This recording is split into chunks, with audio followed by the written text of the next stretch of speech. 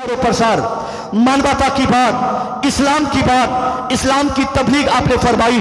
जिस जमाने में दूर दूर तक इस हिंदुस्तान में इंसानियत तो छोड़ो, इस्लाम तो छोड़ो, एक आदमी भाईचारा को नहीं पहचान सकता था, उस खतरनाक सिचुएशन में गरीब नवाज ने इस हिंदुस्तान की सरजमीन पर कलमे का ऐलान फरमाया था, अल्लाह एक है का नारा बुलंद किया था। नमाज, अजान, रोजा, हज और ज़कात की बातें आपने ऐसे माहौल में की थी जहां दूर दूर तक इंसानियत की बात करने वाले कोई नजर नहीं आते थे। 3.5 करोड़ से ज्यादा जिस समाज में खुदाए लोगों ने बना रखे हो, उस माहौल में अगर कोई इंसान एक खुदा की बातें करे, अल्लाह एक है का नारा लगाए, अल्लाह एक है की बातें करे, तो उनके लिए ये काम करना, उनके लिए ये मिशन चलाना, उनके लिए ये तहरीक को आगे बढ़ाना कितना कठिन और कितना मुश्किल तरीन हो सकता है, आप अंदाजा फरमाए, फिर आपको ये बात समझ में आ जाएगी। आज हमारी मस्जिद का इमाम साहब 40 साल भी अगर एक मस्जिद में नमाज पढ़ाए, 40 साल के बाद जब वो मस्जिद को अलविदा कहे या वो नमाज पढ़ा ना पाए या उनकी सकत थोड़ी कमजोर हो जाए, जब वो मस्जिद के मेंबरान को अलविदा करके अपना घर जाए, उनका रास्ता रोक कर आप अगर पूछ रहे उनसे कि जनाबे वाला 40 साल तक आपने इसी मस्जिद के मसल्ले इमामत पर आपने इमामत फरमाई, 40 साल तक इसी मेंबर से आपने खिताब लोगों के बीच किया, 40 साल तक आपने इस मुआशरे में यहाँ की हर छोटी बड़ी महफिलों से दीनी बातें लोगों तक आपने फरमाई। अब ये बताइए, आपकी 40 साल की गिरा कद्र खिदमत के बाद मैं पूछता हूं, कितने लोग आपके गर्विदा हुए, कितने मुक्तदी आपकी बात मान लिए, कितने लोग आपके फॉलोवर और दीवाने हुए। चैलेंज और दावा है, चाहे इस वक्त का कोई भी इमाम हो, इमाम चाहे हमारी मस्जिद का हो, वह इमाम चाहे वो इमाम बुखारी दिल्ली की मस्जिद का हो, कोई दावे से नहीं कह सकता कि 1000-2000 लोगों को मैं अपना गर्विदा बनाऊंगा। 2-4-5 गिनाते गिनाते फौरन उसकी गिनती खत्म हो जाएगी और वो जवाब दे देंगे कि जनाबे वाला इससे ज्यादा लोगों को मैं गर्विदा नहीं कर सका। मगर तारीख हिंदुस्तान ही रही बल्कि तारीख दुनिया हमें यह बताती है, इस हिंदुस्तान में एक ऐसा कलंदर तशरीफ लाया जिसने बगैर किसी हथियार के, बगैर किसी आले के, बगैर किसी तलवार और बम से, बगैर किसी असलहे के जब उसने तबलीग शुरू की, जब उसने इस्लाम का प्रचार शुरू किया, अल्लाह एक है की बातें शुरू कर दी, तो अब आपका प्रचार का ऐसा शानदार असर इस हिंदुस्तान में देखने को मिला। 1-2 की तादाद नहीं, 1-2 हजार की तादाद नहीं, 5-10 हजार की तादाद नहीं, 1-2 लाख की तादाद नहीं, लोगों ने बताया है, हमने पढ़ा है साहब, तकरीबन 1 करोड़ की तादाद में लोग ऐसे दीवाने हो गए जो न सिर्फ इस्लाम का कलमा पढ़े थे बल्कि इस्लाम का कलमा पढ़कर वो 1 करोड़ लोग न सिर्फ मुसलमान हुए बल्कि गरीब नवाज के दीवाने नजर आने लगे। या रसूल अल्लाह, या गौस, या अली, जिंदाबाद जिंदाबाद। बात समझ में आ रही है? एक आदमी के ऊपर कितना प्रेशर पड़ता है जब वो एजेंट होता है कोई किसी कंपनी का, उसको कहता आप उसको जोड़िए, आप उसको जोड़िए, आप उसको जोड़िए। जिंदगी भर कोई भी कंपनी और उसके तमाम सिस्टम, तमाम आलाए कार मिलकर भी पूरी जिंदगी मेहनत करे तो 2-4-10 हजार लोगों को अपना गर्विदा कर पाता है, मगर तन्हा गरीब नवाज ने आखिर वो कौन सा हथियार का आपने इस्तेमाल किया था? आज का ज़माना तो साहब यह है कि किसी को बिजली के खंभे में बांध कर पीटा जाता है, उनको मखसूस नारे लगाने पर मजबूर किया जाता है, मगर वो ज़माना गरीब नवाज का था। आपके पास हथियार तो दूर की बात है, कोई तारीख लिखने वाला, तारीख बयान करने वाला, तारीख कोई ये तो साबित कर दे कि गरीब नवाज ने किसी दुश्मन को एक गाली के लफ्ज भी कहा होगा। नहीं साहब, मोहब्बत भरी बातें आपने फरमाई। ऐसा कोऑपरेटिव माहौल में आपने इंसानियत का, इस्लाम का, मानवता का ऐसा शानदार आपने संदेश अपनी जिंदगी से दिया कि आज भी तारीख हिंद का एक एक वर्ग ये गवाही देने पर मजबूर है कि हिंदुस्तान चाहे इस 850 साल के भीतर न जाने कितने कितने बादशाहों ने इसमें हुकूमत की, कितने वंशज यहाँ पर आए, कौन कौन राजा, कौन कौन बादशाह, किसके पास 1000, किसी के पास 1000 घोड़े, किसी के पास 10,000 अफराद, किसी के पास बम, किसी के पास ताकत, किसी के पास असलहे, मगर इस हिंदुस्तान में 1000 हजारों लोगों की शासन हो गई, मगर आज तक कोई भी कारगर साबित न हो सका। मगर एक मर्द कलंदर जिनकी हुकूमत 800 साल पहले इस हिंदुस्तान में फकीराना और तसव्वुफ के माहौल में कायम हुई थी, 800 साल हो गए, आज भी उसी शहंशाह की हुकूमत इस हिंदुस्तान में है। बहुत खूब, बहुत खूब। अंग्रेज बेशक मैं एक डॉक्यूमेंट्री पढ़ रहा था, बहुत मुझे हैरत हुई पढ़ने के बाद साहब।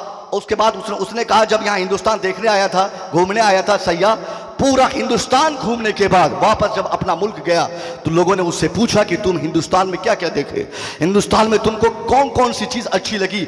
उसने कहा कि मैं हिंदुस्तान की जितनी जितनी जो भी टूरिस्ट पैलेस थे, मैं हर एक जगह घूमने की कोशिश किया। मैं लाल किला गया, मैं ताजमहल गया, मैं रेड फोर्ट गया, मैं क्या बोलते हैं लोटस टेम्पल गया, मैं कश्मीर से कन्याकुमारी तक जो जो तारीखी इमारत है, तारीखी जगह है, हर जगह मैं घूमने की कोशिश किया। मगर इसी बीच मैं अजमेर भी गया था। मुझे कहीं कोई ताज्जुब खेज मुझे कोई भी इमारत ना लगी, मगर अजमेर शरीफ जब मैं पहुंचा, अजमेर का एक मामला, एक माजरा देखने के बाद मैं आज भी कंफ्यूज्ड हूं कि ऐसा कैसे हो गया। उस अंग्रेज का कहना था अपने लोगों से कि मैं अजमेर शरीफ में एक ऐसी चीज और ऐसा घटना मैंने देखा कि वहां अजमेर में मांगने वाले हजारों की तादाद में घूम रहे हैं और मांग ऐसे से रहे हैं जिनके इंतकाल किए तकरीबन 800 साल हो गए हैं, और वो इंतकाल किया हुआ इंसान मिट्टी के अंदर मदफून है, उनसे जिंदा मांग रहा है। इसे देखकर मुझे ऐसा लगा कि जरूर वो शख्स जो कब्र में लेटा हुआ है वो वहां जिंदा है, तभी तो ये हजारों की तादाद में लोग उनसे मांग रहे हैं। अब बताइए, एक अंग्रेज जब गरीब नवाज के मज़ार पे जाता है, वो अपने एतबार से रिसर्च करता है, क्योंकि अंग्रेज जल्दी किसी चीज़ को मानता नहीं है। एक साहब कह रहे थे कि एक बार अंग्रेज हिंदुस्तान आया तो वो देख के ये जिलेबी देखने के बाद बहुत ज़्यादा वो कंफ्यूज रहा कि हिंदुस्तान के लोग तो साइंस में मुझसे भी ज़्यादा आगे है। अपने दोस्तों से कहा कि हम लोग तो बम बनाते हैं, हथियार बनाते हैं, चांद पर जाते हैं, वहाँ सूरज की रोशनी कैप्चर करके यहाँ एनर्जी हासिल करते हैं, मगर हमसे भी बड़ा साइंस इस हिंदुस्तानियों का है। कहा वो कौन सा? कहा कि हम रास्ता तलाश कर रहे हैं कि जिलेबी में इस हिंदुस्तानियों ने रस किधर से डाला है। वो बहुत रिसर्च करने लगा कि आखिर रस इसके अंदर किधर से घुसा है, रास्ता कहां दिखाई दे रहा है। तो अंग्रेज चूंकि किसी भी चीज पर बहुत दिमाग लगाता है, उसने कहा कि ये शख्स इनके इंतकाल किए हुए सालों गुजर गए, मगर फिर भी इनके पास आकर जिंदा मांग रहे हैं। ये मांगना उनको इस कदर उसको ताज्जुब में पढ़ाया कि वो अपने लोगों से कहा कि वो इंतकाल करने वाला वो साहिब कब्र कोई मामूली शख्स नहीं लगता है, जरूर उसमें वो अथोराइज्ड होगी, वो अथॉरिटी होगी, वो ताकत होगी जिसकी बुनियाद पर हजारों लाखों की तादाद में लोग, कोई बेटा, कोई बेटी, कोई नौकरी, कोई दीन, कोई दुनिया, कोई आखिरत की भलाई, सब मांगने वाले कतार में खड़े हैं और मांग रहे हैं। ये अलग मैटर है। मैं कहना चाहूंगा आखिर गरीब नवाज ने वो कौन सा हथियार दिखाया था? बगैर पावर दिखाए साहब। आज इस जमाने में हम किसी को मुतासिर करना चाहेंगे 2-4 घंटे के लिए नहीं, अगर आप ताकत दिखाना चाहते हैं, किरदार की ताकत आप दिखाएंगे, 2-4 साल नहीं, जिंदगी भर के लिए वो आदमी आपका दीवाना हो जाएगा।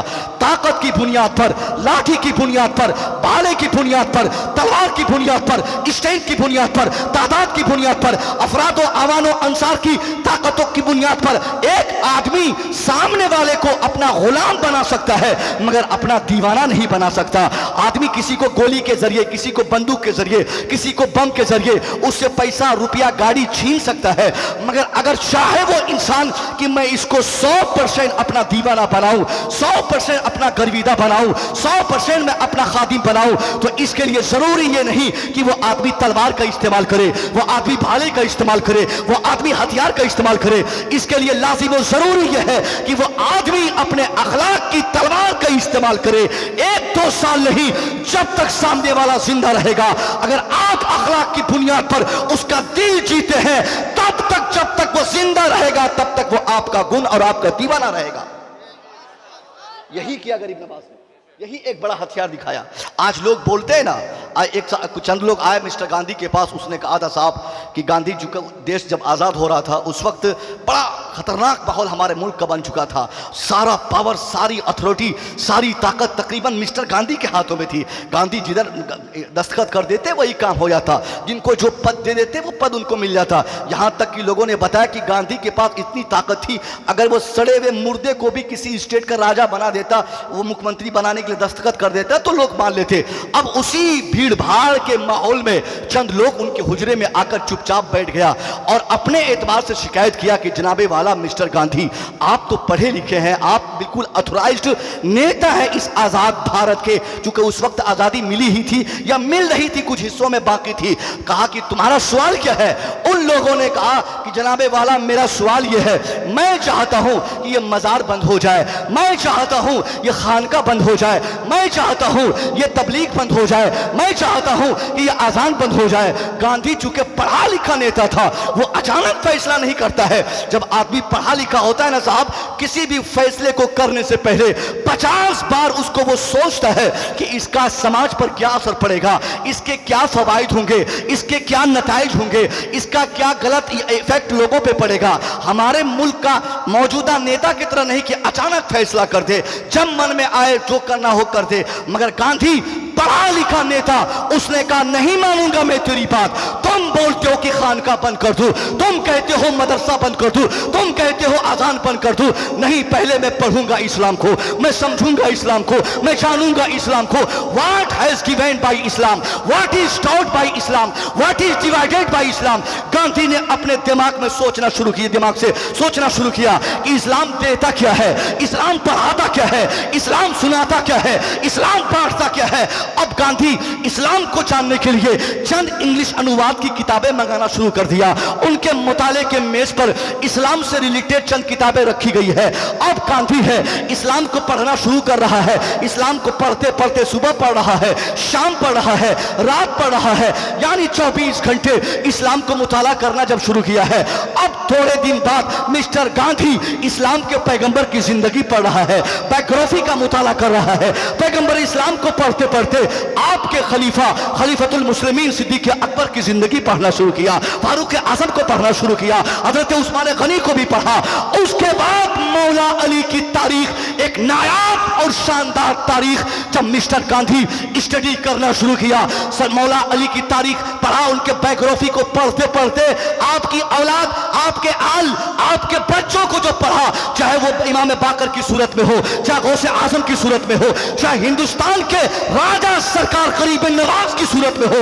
अब गांधी सरकार गरीब नवाज की तारीख पर जब नजर दौड़ाता है, तारीख गरीब नवाज पढ़ते पढ़ते तमाम दुश्मनी को, तमाम नफरतों को, तमाम इख्तिलाफात के जहर को अपने दिमाग से निकाल कर अपने पांव के नीचे रौंदते हुए वो मिस्टर गांधी अपने मुताले के मेज पर रखे उसी कागज और कलम के इस्तेमाल से चंद जुमले लिखकर कयामत तक के दुनिया के तमाम लोगों की आंखें खोल देने के लिए अपना एक शानदार स्टेटमेंट देते हुए कहता है, वो गांधी क्या कहा? वो कहता है my faith is that the progress of Islam does not depended on the use of स्वार्थ। यानी गांधी कहता है, ए दुनिया वालों, ये तेरी कजफिक्री है, ये तेरी तंग नजरी है, ये तेरा इख्तलाफ है, ये तेरी दुश्मनी है, ये तुम इस्लाम से चिढ़ते हो, ये खानका वालों से तेरी तेरे दिल में दुश्मनी और जलन है, जिसकी बुनियाद पर तुम्हारा मानना है कि खानका बंद हो, मदरसा बंद हो, मसाजिद बंद हो, आजान बंद हो, नमाज बंद हो, कलमा बंद हो, कुरान की तालीमात पर पाबंदी हो। मगर गांधी कहता है, ए दुनिया वालों, ये तेरी कज फिक्री की बुनियाद पर तूने ये मशवरा दिया था कि इस्लाम तलवार से फैला है, इस्लाम जुल्म फैलाता है, इस्लाम ताकत से फैलता है, इस्लाम खूनरेजियों को प्रमोट करता है, इस्लाम कत्लो क़िताल को बढ़ावा देता है। मगर गांधी तमाम चीजों को पढ़कर जब अपना कॉन्सेप्ट दुनिया के सामने देना शुरू किया है, वो कहता है my faith is that the progress of Islam does not depended on the use of सवाल। वो कहा, ए दुनिया वालों, मेरा विश्वास है, मेरा यकीन इस पर है, यकीन कामिल है कि इस्लाम की तरक्की जो रोज बरोज हो रही है, इस्लाम की तरक्की जो आज होती आ रही है, इस्लाम जो आगे बढ़ता चला जा रहा है, हर आने वाली सुबह इस्लाम की, हर आने वाली शाम इस्लाम की, हर आने वाला दोपहर इस्लाम का, हर रोज मुसलमानों का इसलिए शानदार हो रहा है, इसके पीछे कोई तलवार का दखल अमल नहीं, भाले का दखल अमल नहीं, ताकतों, स्ट्रेंथ और पावर का कोई दखल अमल नहीं। गांधी अपना फैसला सुनाते हुए कहता है, but the result is that a supreme sacrifice of the prophet of Islam and Imam Hussein and related of him। वो कहता है, एक दुनिया वालों, आज जो इस्लाम चारों तरफ फैलता जा रहा है, इस फैलाव के पीछे कोई दूसरी वजह नहीं, किसी दूसरे की खिदमत बाद में होगी।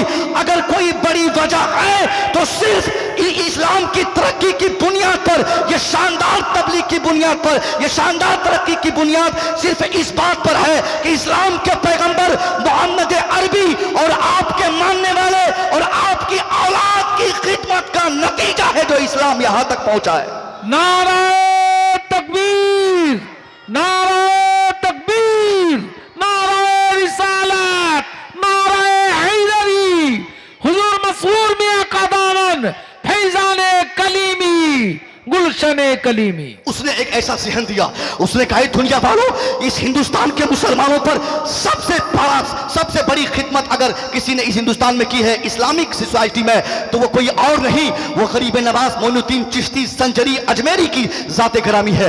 वो कहता है, अगर इस्लाम ताकत से फैलने वाला मजहब होता तो जो इस्लाम के पैगंबर मोहम्मद अरबी सल्लल्लाहु अलैहि वसल्लम गरीब नवाज मोइनुद्दीन चिश्ती को हिंदुस्तान तबलीग के लिए भेजा था, वो सबसे पहले मोइनुद्दीन चिश्ती को ताकत देता, उनको 50 लाख की फौज देता, उनको असलहे प्रोवाइड करता, उनको भाले और तलवार चलाने वाले लोगों की ताकत देता, उसके बाद हिंदुस्तान तबलीग के लिए भेजता। मगर तारीख ये कहती है, आने वाला गरीब नवाज, उनके पास भाला नहीं, उनके पास एक आसा मौजूद है। आने वाला गरीब नवाज मोइनुद्दीन चिश्ती संजरी, उनके पास कोई हथियार नहीं। हाँ, हथियार, अगर किसी हथियार का उन्होंने इस्तेमाल किया था तो वो हथियार आपका किरदार था, आपकी जिंदगी थी, आपका इस्लामिक तौर तरीके पर चलने की जो आपकी एक मखसूस अदा थी, वो अदा की बुनियाद पर आपने इस्लाम की इस तरह से तबलीग फरमाई। मैं अक्सर बताया करता हूं महफिलों में कि एक पंडित जी आपके पास कई दिन पैदल चलने के बाद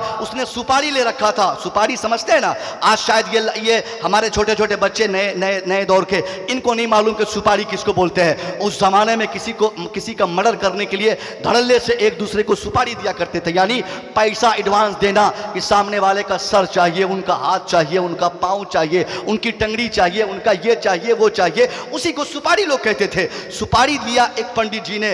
अब वो सुपारी मिलने के बाद वो पूरा देश घूमने लगा, कहां मिलेगा वो फकीर जिनका मैं सर उतार दूं, कहां मिलेगा वो फकीर जिनका मैं हाथ काट लूं। कई दिन तक पैदल चल चल कर जब थक गया है, गरीब नवाज की बारगाह में जब पहुंचा है, किसी ने कहा कि यही मकान में रहते हैं, अंदर में तशरीफ फरमा है गरीब नवाज। इधर दरवाजे से खटखट की आवाज सुनते ही आपने दरवाजा खोला, देखा एक साहब तलवार छुपाए वो आए हुए हैं और पसीना पसीना है।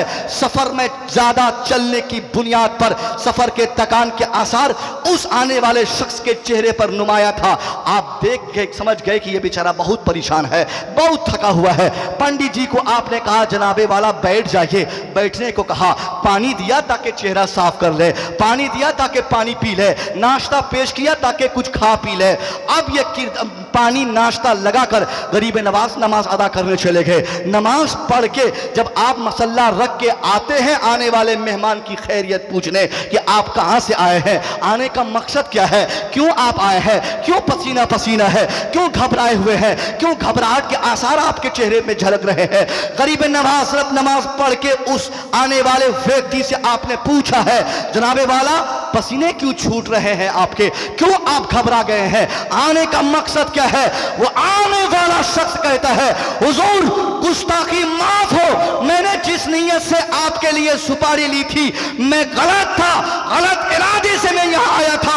अब मैं समझ गया सरकार आप गलत नहीं है, अपना दामन बढ़ाइए और कलमा पढ़ाकर मुसलमान बनाकर खादिम बना लीजिए। तलवार रखा है। अब 3-4 दिन से कोई किसी को मर्डर करने के लिए जब तलाशेगा, वो आदमी को मिलते ही तो सबसे पहले तो भांजेगा तलवार कि पहले खत्म कर दो वरना कहीं चला जाएगा, ये बाद में कोई बात पूछूंगा। लेकिन किरदारे गरीब नवाज को देखने के बाद उसकी सारी दुश्मनी, सारी हेकड़ी, सारे इख्तलाफात, सारे झगड़े झंझट सब ध्वस्त हो गए, काफूर हो गए। उसने कहा हुजूर कलमा पढ़ाइए, पहले खादिम बनाइए, फिर मैं अपना इरादा बता। ये किस चीज का कौन सा किरदार था? ये किरदार इंसानियत का था, ये किरदार मानवता का था, ये किरदार ह्यूमैनिटी का था। ह्यूमैनिटी पर आज भी मुसलमान 100% अमल कर ले साहब, तो मैं दावे से कह सकता हूं आज ये ज़माना इर्तिदाद का ज़माना है। हर आने वाली शाम और सुबह हमारे बच्चों के ईमान और अकीदे को छीनने के लिए जो माहौल क्रिएट हो रहा है, ये ऐसा माहौल है, ये इसलिए हो रहा है कि आज हम अपने बुजुर्गों के किरदार पे अमल नहीं करते हैं। आज के लोग साहब इतने मुतशद्दिद हैं। मैं 2 दिन पहले एक महफिल में मैं अपने उधर कहा था कि आज अपने अलावा एक आदमी दूसरे को हक ही नहीं मान रहा है। ये भी गलती है ना, अपने अलावा किसी को हक ही नहीं समझता है। एक डॉक्टर अपने को सबसे बड़ा डॉक्टर, एक मौलवी अपने को सबसे बड़ा मौलवी, उसके अलावा दूसरे मौलवियों को तो हेठ समझता है। एक पीर साहब अपने को ही सबसे बड़ा पीर, अपने सिलसिले को ही सबसे बेस्ट मानता है। जबकि सच्चाई की बात यह साहब, जो भी सलासिल, जितने सलासिल हमारे हिंदुस्तान में है, जिन जिन सिलसिले का ताल्लुक मौला अली से जा मिलता है, सरकार गरीब नवाज से जा मिलता है, सरकार गौसे आजम से जा मिलता है, तमाम सलासिल हक हैं, है कि नहीं? 100% बोलिए, हक है ना? इस पर आप लोग, चूंकि हम लोग जिस जमाने से गुजर रहे हैं ना साहब, इस जमाने में शिद्दत ज्यादा है हमारे दिमाग में, हमारे सोचने की ताकत बिल्कुल खत्म सी होने लगी है। और सिर्फ हम अपने अलावा किसी को जो हक नहीं मान रहे हैं, ऐसा होगा तो हम तन्हा हो जाएंगे ना। हम अहले सुन्नत वल जमात के मानने वाले हैं। हज़ारों बुजुर्गों का जो अकीदा है, उस अकीदे पर हमारा अमल हो। हज़ारों खानका वालों का जो मिशन और जो उनका नहज और जो उनका मनहज है, उस पर हमारा अमल होना चाहिए। इसलिए किसी भी हमारी जमात का कोई भी बुजुर्ग हो, हर एक का एहतराम हमारे ऊपर लाजिम है।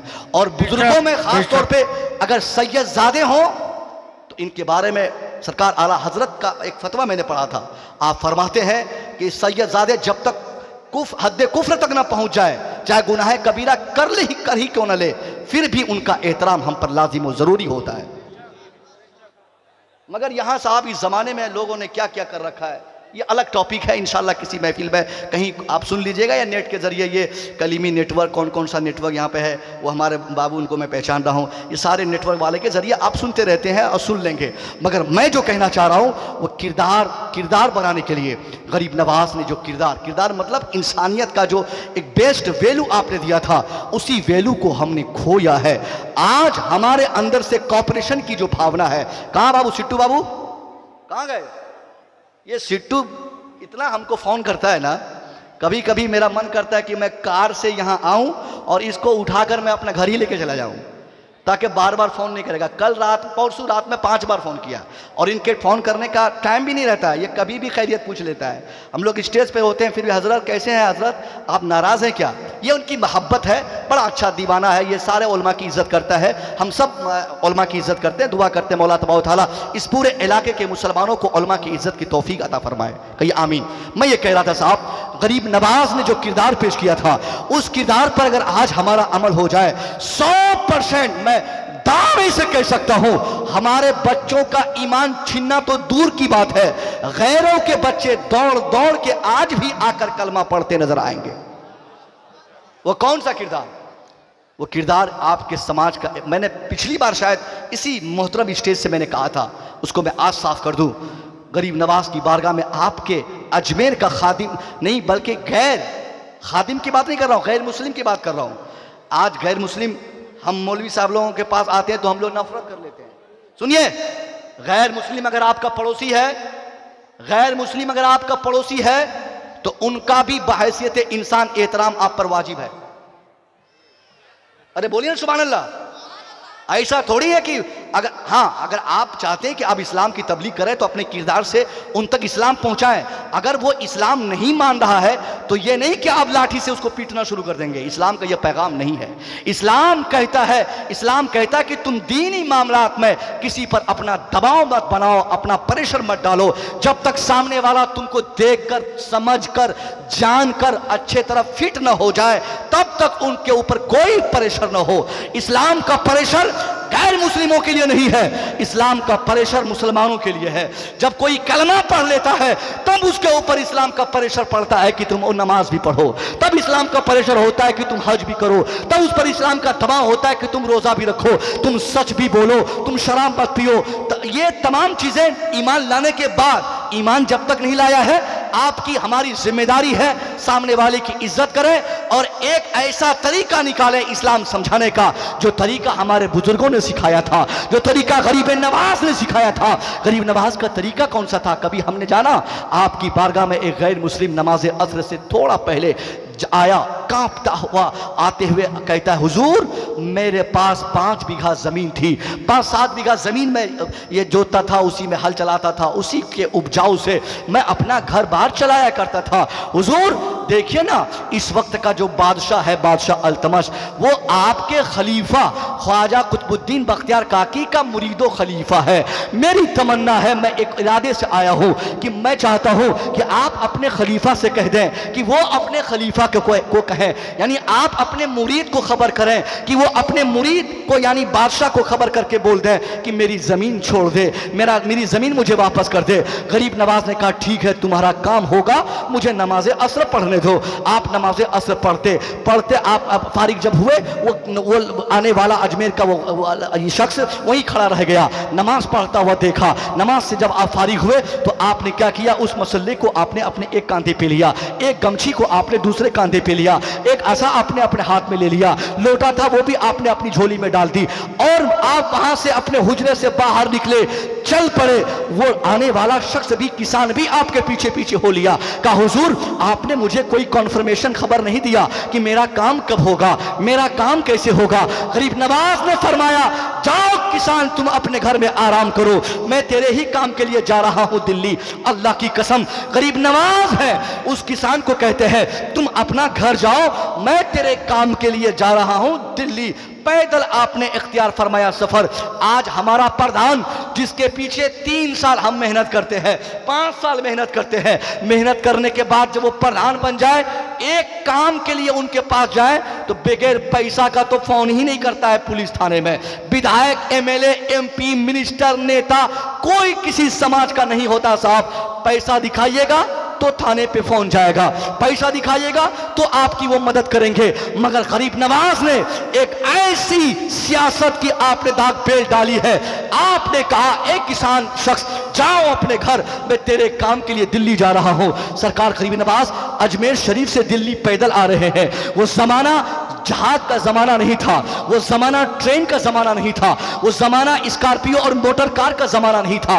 पथरीले रास्तों से, आप जंगलात से, आप पत्थरों के सहारे चलते चलते आप जब दिल्ली पहुंचे हैं, इधर दिल्ली में आपकी आमद की खबर बादशाह के दरबार में जब पहुंची है, पूरे दरबार को सजाया गया, पूरे महल को सजाया गया, एक वालेहाना इस्तकबाल के लिए बादशाह तैयार था। सरकार गरीब नवाज जब वहां पहुंचे हैं, बादशाह अल्तमश हाथ जोड़ के खड़ा हो गया, कहा हुजूर ये मेरी सल्तनत की तख्त है, इस पर आप बैठ जाएं ताकि मैं समझूंगा कि अल्लाह ने इसे कबूल फरमा लिया।